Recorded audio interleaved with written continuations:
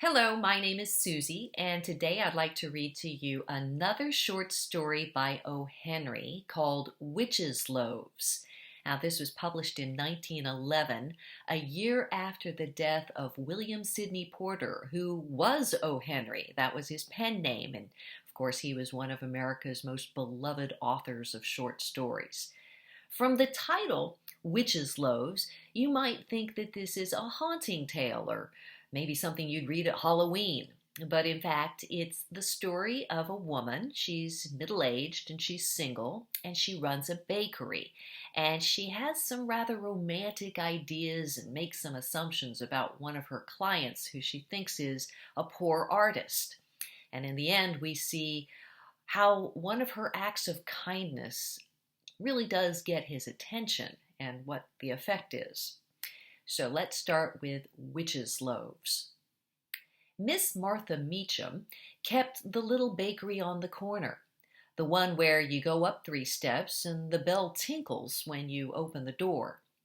Miss Martha was 40, and her bank book showed a credit of $2,000, and she possessed 2 false teeth and a sympathetic heart. Many people have married whose chances to do so were much inferior to Miss Martha's. 2 or 3 times a week, a customer came in whom she began to take an interest. He was a middle-aged man, wearing spectacles and a brown beard trimmed to a careful point. He spoke English with a strong German accent. His clothes were worn and darned in places, and wrinkled and baggy in others. But he looked neat and had very good manners. He always bought 2 loaves of stale bread. Fresh bread was 5 cents a loaf. Stale ones were 2 for 5. Never did he call for anything but stale bread. Once Miss Martha saw a red and brown stain on his fingers. She was sure then that he was an artist and very poor. No doubt he lived in a garret, where he painted pictures and ate stale bread and thought of the good things to eat in Miss Martha's bakery. Often when Miss Martha sat down to her chops and light rolls and jam and tea, she would sigh and wish that the gentle-mannered artist might share her tasty meal instead of eating his dry crust in his drafty attic. Miss Martha's heart, as you have been told, was a sympathetic one. In order to test her theory as to his occupation, she brought from her room one day a painting that she had bought at a sale and set it against the shelves behind the bread counter.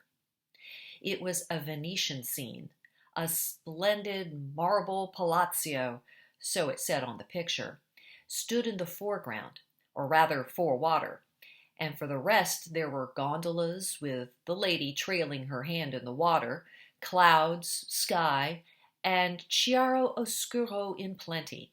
No artist could fail to notice it.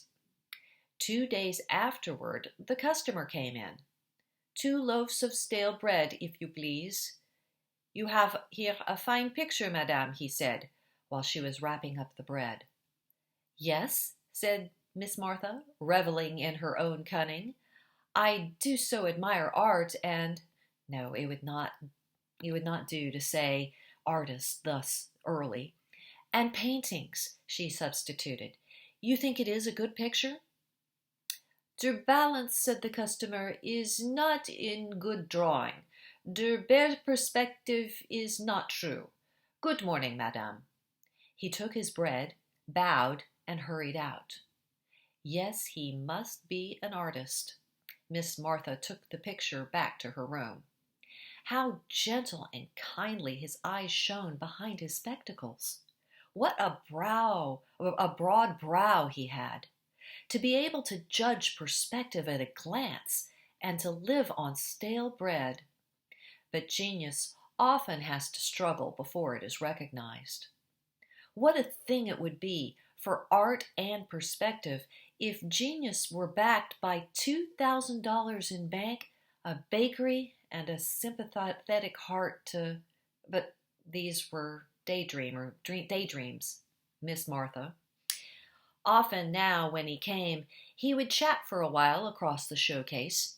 He seemed to crave Miss Martha's cheerful words. He kept on buying stale bread. Never a cake, never a pie, never one of her delicious Sally Lunns. She thought he began to look thinner and discouraged.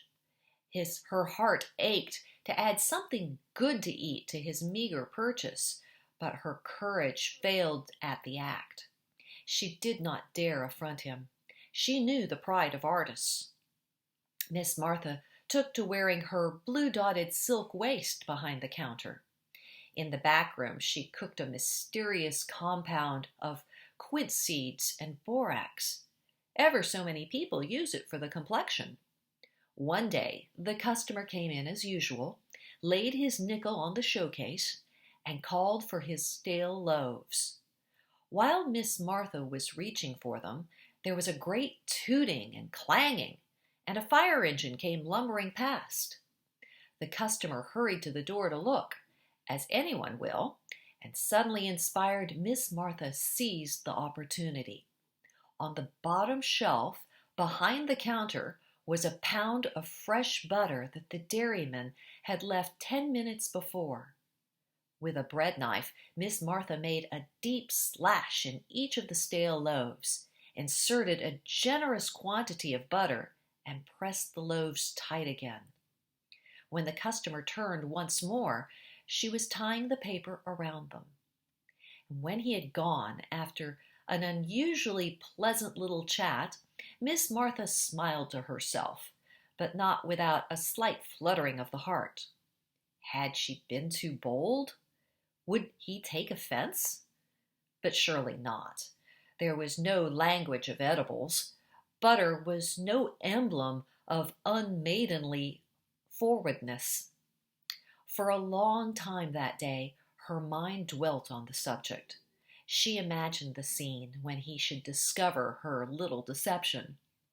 He would lay down his brushes and palette. There would stand his easel with the picture he was painting, in which the perspective was beyond criticism.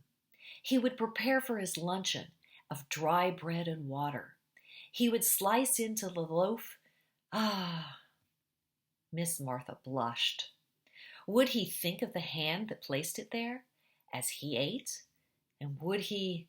The front door bell jangled viciously. Somebody was coming in, making a great deal of noise. Miss Martha hurried to the front. 2 men were there. One was a young man smoking a pipe, a man she had never seen before. The other was her artist. His face was very red. His hat was on the back of his head. His hair was wildly rumpled.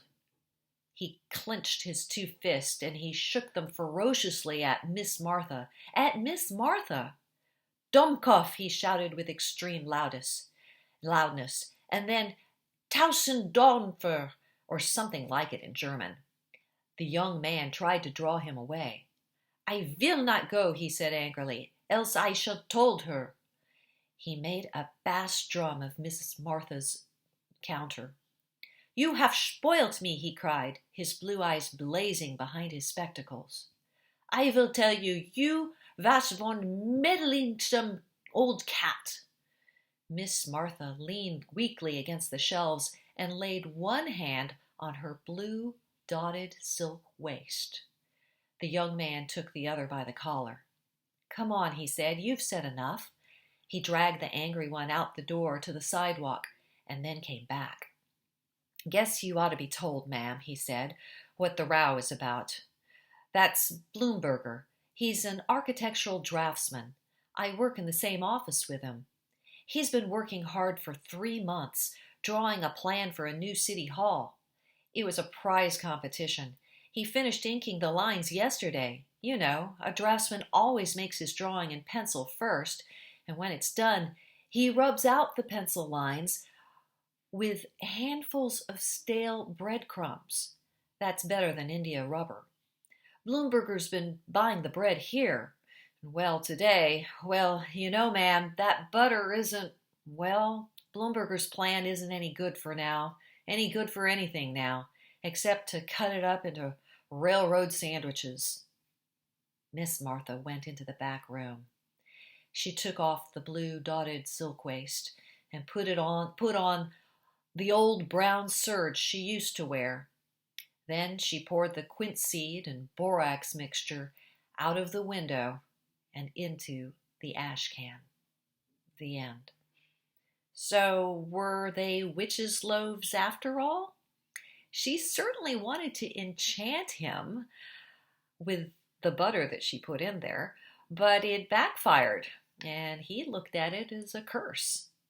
So I hope you enjoyed the story and come back. I'll read to you another time.